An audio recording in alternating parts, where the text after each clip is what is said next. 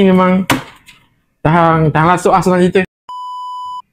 Kalau anda order kedai makan tapi tak ada menu, contoh macam ni, adalah satu kerugian besar.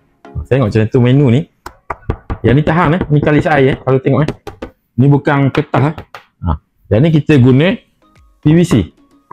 Kita guna PVC printed direct atas, UV direct. Jadi untuk ketahanan dia scratch tak ada. Ni print direct UV printing direct. Okey.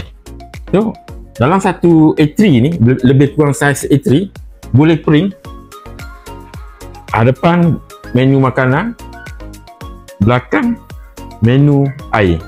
Jadi sekeping saja boleh menyelesaikan masalah customer anda yang nak tahu menu.